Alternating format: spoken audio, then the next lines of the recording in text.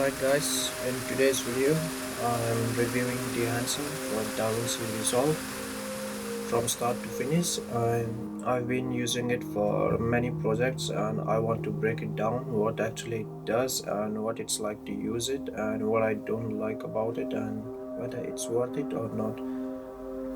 So first of all, let's get into it. Dehancer is basically a film emulation plugin. It's not a LUT pack.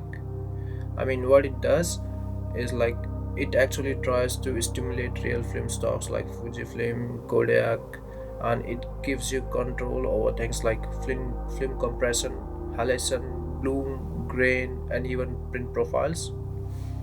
And when you first open it inside the Resolve, it works as a node in your color grading workflow.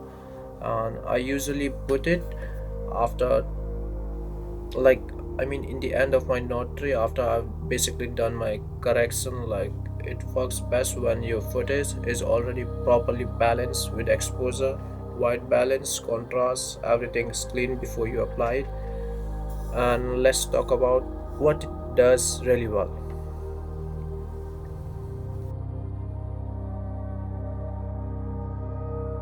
The first thing I notice is the highlight roll off.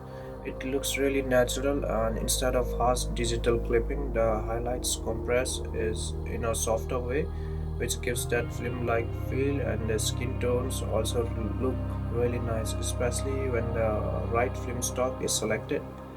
And the grain is honestly one of the best parts of the Dehancer. It doesn't look like it's a fake overlay. It reacts to the exposure and it feels like it's integrated into the image instead of sitting on top of it, which is really nice and it looks natural. If you care about texture, this is where the Dehancer really stands out in comparison to other film simulations. And the halation is another strong feature. When you take bright light sources and you add subtle glow around the highlights, and it looks really special. I mean, and it's very good for night source, practical lights, candles, and sunsets. Even when the sun is bright on a bright sunny day, it looks good.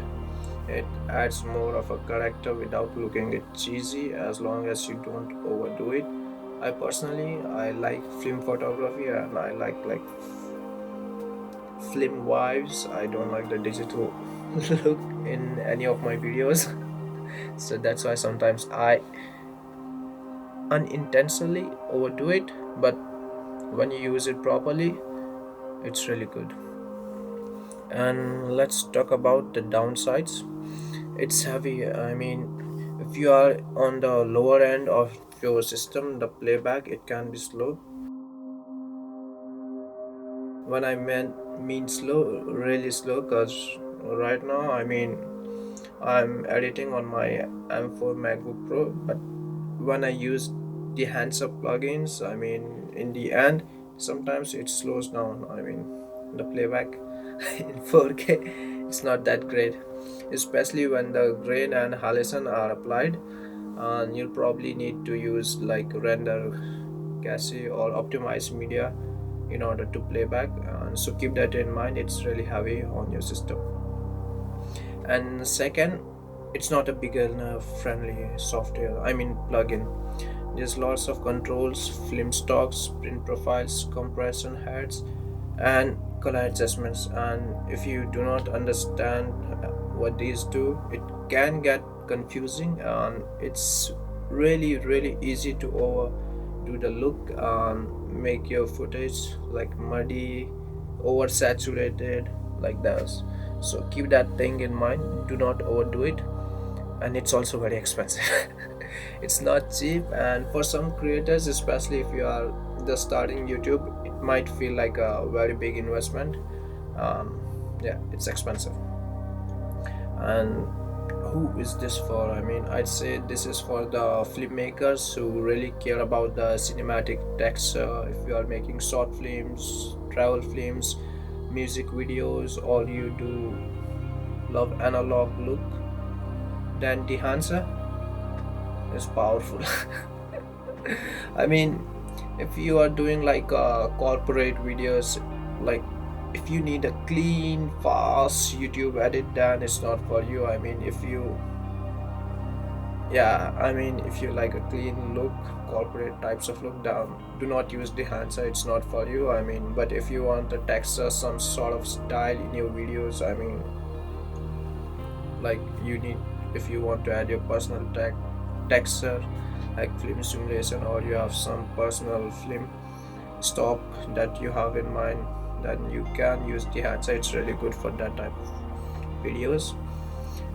And overall, I think Dehancer is one of the best film simulation plugin available for DaVinci Resolve right now, and it's also available for other softwares like Adobe Premiere and Final Cut. But I've never used those softwares. I only edit in DaVinci Resolve nowadays, and it's powerful and it looks great when it's used properly. But it does require a good workflow and a decent system. And for me, I wouldn't use it on every project, but when it comes to like some specific videos, or when I want a specific film character, it's definitely one of my go-to tools, but not for every videos. And yeah, that's my full review for Dehancer in DaVinci Resolve.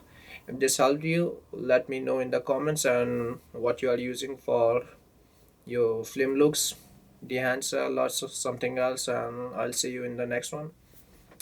Thank you.